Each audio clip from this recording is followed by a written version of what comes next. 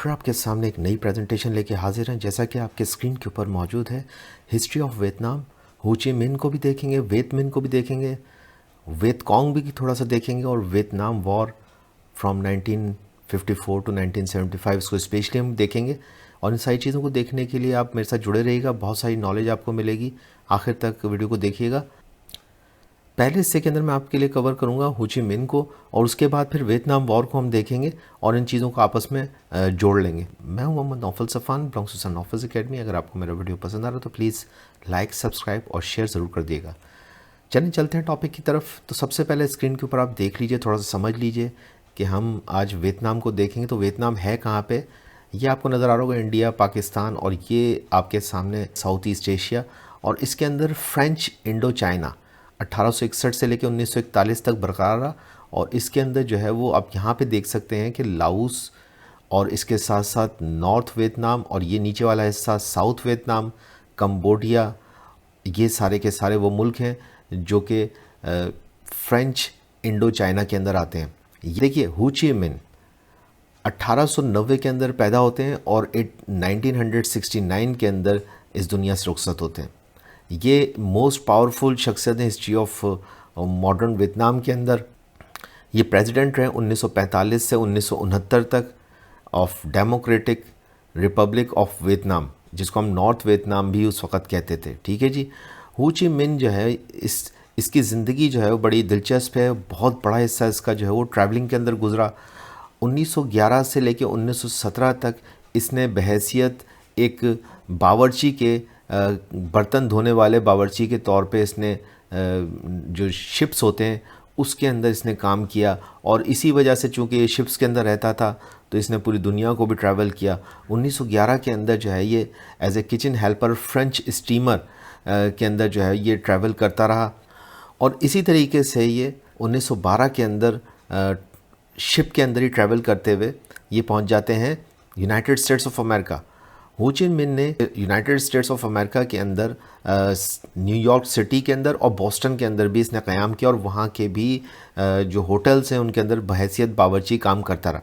हो ची मिन जो है वो 1917 के अंदर लंदन से होते हुए पेरिस पहुँचे। ये 1919 से 1923 तक फ्रांस के अंदर क़याम पजीर थे, और इनका एक दोस्त था मार्सेल कैशन, उसकी वजह से इनका रुझान पॉलिटिक्स की तरफ हुआ। 1920 के अंदर हो ची मिन फ्रांस के सोशलिस्ट पार्टी के रिप्रेजेंटेटिव बन जाते हैं। 1923 के अंदर मॉस्को पहुंचते हैं और वहाँ पे कम्युनिस्ट यूनिवर्सिटी के अंदर कुछ तालीम हासिल करते हैं।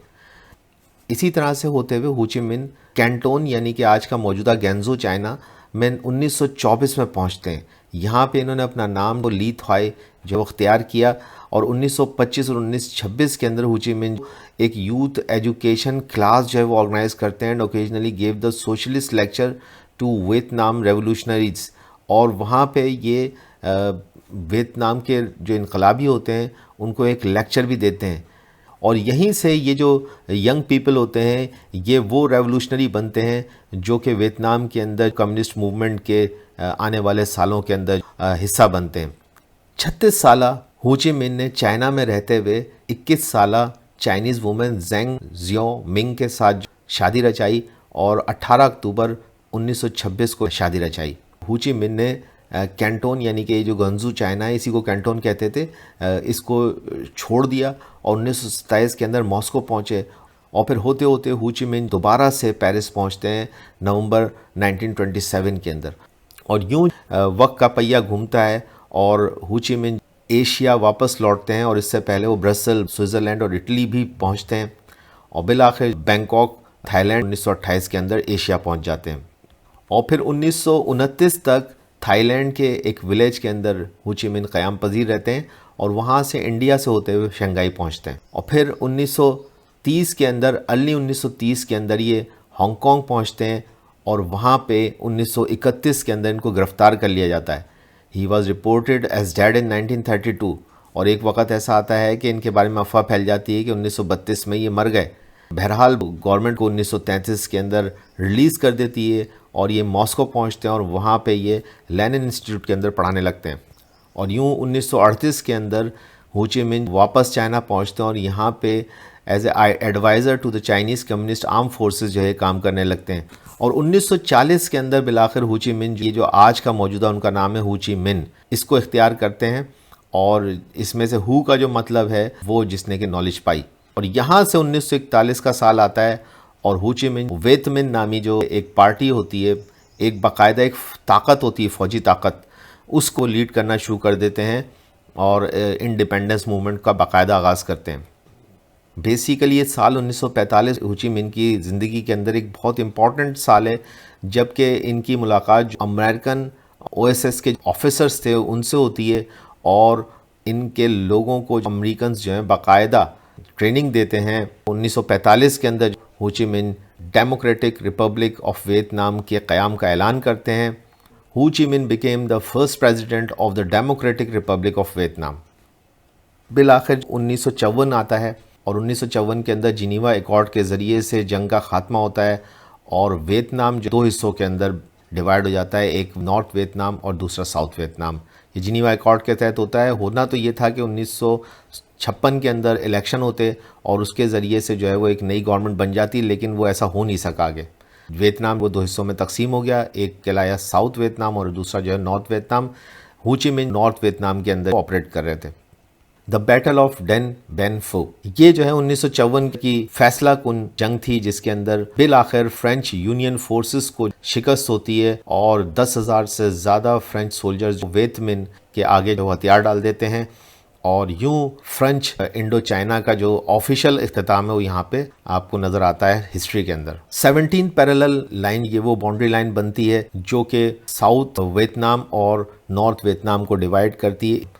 अब इसी असना में हो ची मिन की जो सेहत है वो ख़राब रहने लगी थी और इसी वजह से ली डुआन पार्टी को लीड कर रहे थे उस ज़माने में 1959 और उसके आगे वाले सालों के अंदर।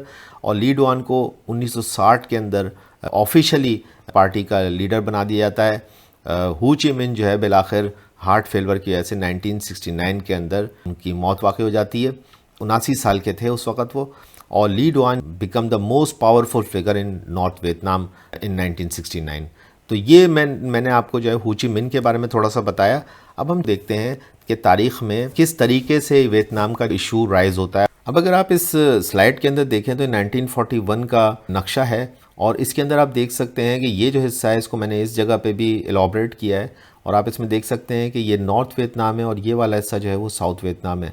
17 पैरेलल पे ये डिवाइड हुआ है। बेसिकली ऊपर का जो हिस्सा है 1941 में राइज ऑफ जापान के बाद फ्रेंच इंडो चाइना के ऊपर 1941 के अंदर जब राइज ऑफ जापान होता है, जापान पूरे ईस्ट एशिया के ऊपर काबिज होता है। इस जगह पे सारे इलाके में जापान का ही कब्ज़ा होता है। तो जापान ने फ्रेंच इंडो चाइना है इसके ऊपर भी कब्ज़ा कर लिया और फ्रेंच इंडो चाइना पे कब्ज़ा करने के बाद ये जो ऊपर का हिस्सा है पूरा पूरा जापान के पास आ गया। ये मैं 1941 की बात बता रहा हूँ। बहरहाल आगे चलते हैं। 1945 का साल आता है और ये 1945 का साल जो है वर्ल्ड वॉर 2 के अंदर आपको पता है कि अमेरिका जापान के ऊपर 2 एटम बम गिराता है, जिसके बाद जापान सरेंडर कर देता है। तो अब 1945 को आप जहन में रखिएगा कि ये जो टेरिटरी है ऊपर वाली ये चाइनीज़ टेरिटरी है और नीचे वाली टेरिटरी जो है वो ब्रिटिश टेरिटरी में कन्वर्ट हो गई है। अब होता ये है कि चाइना के पास ये टेरिटरी आ जाती है और नीचे की जो है वो ब्रिटेन के पास आ जाती है। तो ये तय पाता है 1946 के आते आते कि ये टेरिटरीज़ चूँकि पहले भी फ्रेंच इंडो चाइना टेरिटरीज़ थी, तो ये 1946 में दोबारा से फ्रेंच टेरिटरीज़ के तौर पे फ्रांस के हवाले कर दी जाती हैं और यहाँ पे फ्रांसीसी फोर्सेस जो हैं वो दोबारा से काबिज़ हो जाती हैं एक बार फिर। तो अब आप देख सकते हैं कि हो ची मिन की क़यादत में वेत मिन नामी जो फोर्सेस थी ये अब फ्रांस से जो है वो लड़ रही थी और ये 1946 से 54 तक ये सिलसिला जारी रहा। 1954 के अंदर बिलाखिर जिनीवा एकॉर्ड के साथ ये जो जंग होती है ख़त्म होती है और इसके अंदर फ्रांस को शिकस्त हो जाती है। तो जिनीवा एकॉर्ड पे क्रिएशन हो जाती है नॉर्थ वियतनाम और साउथ वियतनाम की। ये था साल 1954 और इस दौरान में ये वादा किया जाता है कि 1956 में जो है वो यहाँ पे इलेक्शन हो जाएंगे और उसके बाद जो है एक नई गवर्नमेंट फॉर्म हो जाएगी। लेकिन वो 1956 के अंदर इलेक्शन बहरहाल नहीं होते और जिनीवा एकॉर्ड के ज़रिए से नॉर्थ और साउथ वियतनाम का क़याम हो जाता है। 17 पैरेलल पे यहाँ से जो है ये आपको नज़र आता है कि ऑफिशियली ये 1954 के अंदर ये दो मुल्क जो हैं वहाँ पे ऑपरेट कर रहे थे। और इसी जिनीवा एकॉर्ड के ज़रिए से ना सिर्फ नॉर्थ वियतनाम और साउथ वियतनाम का ही क़याम नहीं होता, बल्कि लाओस और कंबोडिया भी जो इंडिपेंडेंस हासिल कर लेते हैं 1954 के अंदर। यूं फ्रेंच इंडो चाइना का कम्प्लीटली इख्तिताम जो है वो दुनिया से 1954 में हो जाता है।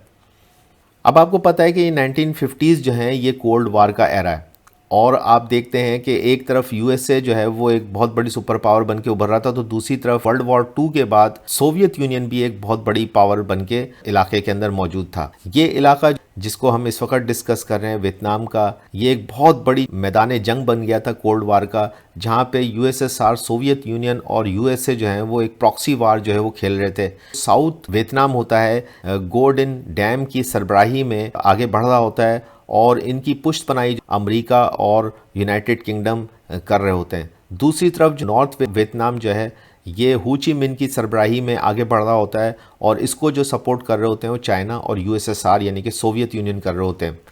ये साल 1950 है, अब आप जहन में रखिएगा। यहाँ से आप देखेंगे कि किस तरीके से वियतनाम के अंदर अमेरिका का अमल दखल बढ़ता चला जाता है। कोल्ड वार के अंदर आप याद रखिएगा कि एक डॉक्ट्राइन जन्म लेती है जिसका नाम था डोमिनियो थ्योरी। बेसिकली इस डोमिनियो थ्योरी के पीछे हेनरी एस ट्रूमैन का हाथ था, और उन्होंने इस थ्योरी के अंदर ये बात एक्सप्लेन करी, जो रीजन है यहाँ पे अगर कोई भी एक मुल्क कम्युनिस्ट कंट्री के तौर पे वो कम्युनिज़म को इख्तियार करता है, तो फिर उसका नतीजा ये होगा कि एक के बाद एक करके सारे कंट्रीज़ जो हैं वो कम्युनिस्ट हो जाएंगे।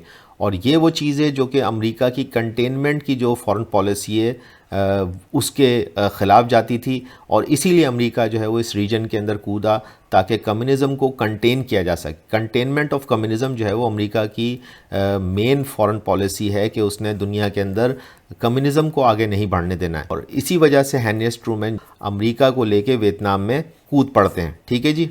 साल 1954 आता है, और फिर इसी वजह से प्रेसिडेंट एइज़नहावर कांग्रेस से वो अप्रूवल लेते हैं, और फिर ना सिर्फ पैसा ही नहीं बल्कि मिलिट्री एडवाइज़र्स को भी साउथ वियतनाम की गवर्नमेंट के लिए 1954 में भेजते हैं। साउथ वियतनाम, आप ये याद रखिएगा, ये वाला हिस्सा साउथ वियतनाम है, और ये साउथ वियतनाम जो है वो under the leadership of Ngo Dinh Diem है, और ये यहाँ पे हुकूमत कर रहे हैं under the support of United States and United Kingdom. लेकिन यहाँ पे याद रखिएगा कि इस इलाके में साउथ वियतनाम के अंदर एक तंजीम थी जिसका नाम था वियतकॉन्ग। ये कम्युनिस्ट तंजीम ही थी, ये गुरिल्ला जंगजू थे जो कि यहाँ पे जंग कर रहे थे इस गवर्नमेंट के साथ, और इस को सपोर्ट कर रहे थे नॉर्थ वियतनाम के हो ची मिन्ह भी और उनके साथी इस वियतकॉन्ग को सपोर्ट कर रहे थे। जब हम हो ची मिन्ह की बात करें तो हो ची मिन्ह का मकसद ये है कि वियतमिन, ठीक है जी। तो हो ची मिन्ह की वियतमिन जो है वो सपोर्ट कर रही थी वियतकॉन्ग को, और वियतकॉन्ग क्या था, ये कम्युनिस्ट एक गुरिल्लास थे जो कि साउथ वियतनाम की जो गवर्नमेंट है और अमेरिका सपोर्टेड गवर्नमेंट है उसके ख़िलाफ़ लड़ रहे थे। ये साल था 1954 का। अब तक अमेरिका यहाँ पे अपनी फ़ौजों के साथ नहीं आया है, बल्कि अभी सिर्फ उसने मिलिट्री एडवाइज़र्स भेजे हैं जो कि वहाँ पे वहाँ की गवर्नमेंट और वहाँ की फ़ौज को जो है वो मदद कर रहे हैं। अब आगे चलते हैं। अब ये वो साल आता है 1955 का जब प्रेसिडेंट एइज़नहावर तकरीबन 700 मिलिट्री पर्सनल्स को और उसके साथ साथ इकोनॉमिक एड साउथ वियतनाम की गवर्नमेंट को मुहैया करते हैं। प्रेसिडेंट कैनेडी का दौर आता है। जॉन एफ कैनेडी अमेरिका के सदर बन जाते हैं 1961 के अंदर, और वो मज़ीद ऑथराइजेशन हासिल करते हैं कांग्रेस से। और यूं जेफ कैनेडी जो दौर होता है उसकी इब्तिदा के साथ ही मज़ीद 500 स्पेशल फोर्सेस ट्रूप्स और साथ में military advisers western government of south Vietnam को दी जाती हैं अमेरिका की तरफ से 1962 के अंदर। और ये वो साल था जबकि साउथ वियतनाम के अंदर तकरीबन 11,000 मिलिट्री एडवाइज़र्स मौजूद थे, और 53 मिलिट्री पर्सनल्स जो हैं मारे भी जा चुके थे अमेरिका के साउथ वियतनाम के अंदर। अब साल 1964 आता है, और ये बहुत इम्पॉर्टेंट वाक़या था गल्फ़ ऑफ टॉकिन का हिस्ट्री के अंदर। और इसमें होता यह है कि अमेरिका इल्ज़ाम लगाता है कि उसका एक जहाज़ जिसका नाम यूएस मेडॉक्स था, उसको फोर्स है जिसका नाम वियतमिन है, यूएस मेडॉक्स पर अटैक कर देती है। इसी बहाने से 1964 के अंदर Lyndon B Johnson, president Lyndon B Johnson request करते हैं यूएस कांग्रेस से कि उन्हें इजाज़त दी जाए कि वो वियतनाम के अंदर अब अमरीकी फ़ौज की तादाद को मज़ीद बढ़ा सकें। और यूं यूनाइटेड स्टेट्स ऑफ अमेरिका की ऑफिशियल एंट्री होती है 1964 के वॉर के अंदर। अब ये वो साल था जबकि 1964 के अंदर प्रेसिडेंट लिंडन बी जॉनसन को यूएस कांग्रेस इस बात का इख्तियार दे देती है कि अब वो जितने चाहें मिलिट्री वियतनाम के अंदर डिप्लॉय कर सकते हैं। और यूँ 1965 के अंदर ऑपरेशन रोलिंग थंडर के ज़रिए से नॉर्थ वियतनाम के ऊपर अमेरिका ने बेहिसाब बम बरसाए और 1965 के आते आते अमेरिका के 1,80,000 फौजी अब वियतनाम के अंदर जंग लड़ रहे थे। साथ में आप ये भी याद रखिएगा कि वियतनाम के अंदर ये जो अमेरिका का इतना लंबा क़याम और अमेरिका बिल आखिर वहाँ से शिकस्त खा के ही निकला, आज भी इस बात को कोई नहीं जुटला सकता कि अमेरिका को अगर किसी मुल्क ने शिकस्त दी है सही मानों में मॉडर्न हिस्ट्री के अंदर तो वियतनाम है वो। तो ये शिकस्त किस तरीके से हुई, अमेरिका किस तरीके से वहाँ से जो है वो बड़ा बेआबरू होकर निकला, तो उसकी जो मेन वजह थी वो कुछ ही टनल्स इन वियतनाम थी। अब ये जो टनल्स की जंग थी ये बड़ी ख़तरनाक जंग थी और ये लोग जो वियतनामीज़ थे ये अंडरग्राउंड टनल्स बना के रहते थे और उसमें छुपे रहते थे और अचानक बाहर निकल के अमरीकी फ़ौजियों पे हमला करते थे, जिसकी वजह से अमरीकी फ़ौजी बड़ी तादाद में मारे जाते थे। और इस तरीके से इन्होंने एक लंबे अरसे तक अमेरिकन फ़ौज से गुरिल्ला वॉर लड़ी और फिर बिलाखिर आपने देखा कि अमेरिका को यहाँ से जाना पड़ा। बहरहाल हम बात कर रहे थे 1968 की, तो 1968 का साल आता है और ये साल बहुत इम्पॉर्टेंट है। इसको टेट ऑफेंसिव के नाम से याद रखा जाता है। 1968 टेट ऑफेंसिव ये दरअसल एक अटैक था जो कि वियतकॉन्ग और नॉर्थ वियतनाम ने अमेरिका के ऊपर। इसके बाद 1968 के अंदर प्रेसिडेंट जॉनसन ने आर्डर किया कि अब अमेरिका के 5 लाख फ़ौजी वियतनाम के अंदर जंग करेंगे और इस तरह से अमेरिका की 5 लाख फ़ौज 1968 के अंदर वियतनाम में जंग में मुलव्विस हो गई। अब यहाँ पे उसने कुछ केमिकल एजेंट्स का भी इस्तेमाल किया, मैं उसका जिक्र करना चाहता हूँ। तो पहले जो है वो नेपाम का जिक्र करना चाहता हूँ। नेपाम दरअसल एक ऐसा एजेंट था जो कि जंगलों में बेपनाह आग लगा देता था और इस वजह से जंगल जल जाते थे और अमेरिकन्स को यहाँ पे छुपे हुए इन गोरिल्ला फाइटर्स से लड़ने में आसानी होती थी। और इसका इन्होंने बेशुमार एक्सटेंसिव यूज़ किया और कहते हैं कि 3,88,000 टन नेपाम का जो केमिकल एजेंट है वो हवा से फायर किया गया और इसके ज़रिए से पूरे के पूरे जंगल जला दिए गए। लेकिन इस असना में जब ये जंगल जलते थे तो वहाँ पे मौजूद आबादियाँ भी होती थी और उस आबादी के अंदर जो है वो लोग ज़िंदा जल जाते थे। ये एक बहुत बड़ी जुल्म की दास्तान है जो कि बहरहाल अब हिस्ट्री का हिस्सा है। इस तस्वीर के अंदर भी आप देख सकते हैं और जिसमें बच्चे जो हैं वो बुरी तरह से झुलस गए और ये आपको एक जुल्म की जो है वो दास्तान दिख रही है। और ये नेपाम का जो इस्तेमाल था वो 1963 से 1973 तक अमेरिका ने वियतनाम के ऊपर किया। इसके साथ साथ एक और बहुत ही ख़तरनाक एजेंट था, केमिकल एजेंट, उसका नाम था एजेंट ऑरेंज। ये तकरीबन 20 मिलियन गैलन एजेंट ऑरेंज 1961 से 1971 तक वियतनाम के जंगलात के ऊपर बरसाया गया। ये केमिकल था जिसके स्प्रे के बाद कुछ ही अरसे में उस जंगल के सारे दरख्तों के पत्ते झड़ जाते थे और जंगल बिल्कुल तकरीबन गंजा हो जाता था और बिल्कुल गायब हो जाता था, जिसकी वजह से अमेरिकन्स को वहाँ पे छुपे गुरिल्लास से लड़ने में आसानी होती थी। लेकिन इस एजेंट के, जिसको हम एजेंट ऑरेंज कहते हैं, इसके ख़तरनाक जो हैं वो साइड इफ़ेक्ट्स आए और आज तक एक्सपर्ट्स ये कहते हैं कि वियतनाम के अंदर जो न्यू बॉर्न बेबीज़ हैं उनके अंदर हार्मोनल डिसऑर्डर के केसेस आज भी ऑब्ज़र्व होते हैं। इस तस्वीर के अंदर आप देख सकते हैं। एक्सपर्ट्स कहते हैं कि ये आज से तकरीबन आधी सदी पहले, 50 साल पहले जो अमेरिका ने वियतनाम के अंदर एजेंट ऑरेंज को इस्तेमाल किया था वो आज भी वियतनाम की औरतों के बॉडीज़ के अंदर प्रिजर्व है और वो बेसिकली जो है वो बच्चों के न्यू बॉर्न बेबीज़ के अंदर जो है हार्मोनल डिसऑर्डर पैदा करता है, जिसकी वजह से एबनॉर्मलिटीज़ बच्चों के अंदर ऑब्ज़र्व आज तक की जा रही हैं। अच्छा, अब इसके साथ साथ जो आप देखते हैं कि ये साल 1970 आता है और अमेरिका के अंदर अब की दफ़ा जो है वो टीवी घर घर पहुंच चुका होता है और इस टीवी के ऊपर लोग जो जुल्म व बर्बरियत की जो दास्तान है उनको वो अपनी आंखों से देख सकते हैं। जैसा कि इस वक्त आप इस तस्वीर पे देख सकते हैं, माइलाई मसाकर जो 1968 के अंदर हुआ, इसकी एक तस्वीर यहाँ पे मौजूद है। जब ये तस्वीर मीडिया के ज़रिए से, प्रेस और टीवी के ज़रिए से अमेरिका में पहुँचना शुरू हुई तो वहाँ पे अमेरिकन्स के व्यूज़ अब बदलना शुरू हो गए, क्योंकि अब ये टीवी था और टीवी के ज़रिए से एक एक चीज़ जो है वो वहाँ पे पहुँच रही थी अमेरिका के अंदर, तो वहाँ पे सेंटिमेंट्स लोगों के तब्दील हो रहे थे और वो अब जंग के ख़िलाफ़ जो है वो आवाज़ उठा रहे थे और वो कह रहे थे कि ये जंग जो है वो इंतहाई ज़्यादा जो है वो नुकसानदेह है, ना सिर्फ ये कि इंसानियत के लिए और बल्कि अमेरिकन्स के लिए भी। अमेरिकन्स ख़ुद भी इस बात से तंग थे क्योंकि नौजवान अमेरिकन्स को ज़बरदस्ती जो है वो फ़ौज के अंदर भर्ती करके वियतनाम भेजा जाता था, क्योंकि हर अमेरिकन नौजवान को जो है वो ये मैंडेटरी था कि वो 2 से 3 साल जो है वो अमेरिकन फ़ौज के अंदर सर्व करे। और ये वो चीज़ थी कि वो अमेरिकन अब इस वक्त आवाज़ उठा रहे थे कि हम क्यों पराई जंग के अंदर कूदें जिसका हमें कोई फ़ायदा नहीं है। तो ये वो सेंटिमेंट्स है जो कि अब अमेरिका के अंदर बहुत हाईली जो है वो आवाज़ उठ रही थी इसकी, और anti war movement and public opinion develop हो रहा था 1970s के अंदर। इसी असना में प्रेसिडेंट रिचर्ड निक्सन जो हैं वो इसी वादे के साथ इलेक्शन जीत के आते हैं कि वो वियतनाम से अमेरिकन्स को निकाल ले आएंगे। इस सिलसिले में प्रेसिडेंट रिचर्ड निक्सन ने वियतनामाइजेशन की पॉलिसी को इंट्रोड्यूस कराया। अब ये वियतनामाइजेशन क्या थी, तो इसको आसान लफ्ज़ों में समझ लीजिए कि अब अमेरिका जो है वो अमेरिकन फ़ौजियों को वियतनाम से बाहर निकाल रहा था और यह वहाँ के जो लोकल फ़ौजी हैं उनको ट्रेनिंग दे के उनके ज़रिए से इस जंग को अब वो कंटिन्यू करने का इरादा रखता था।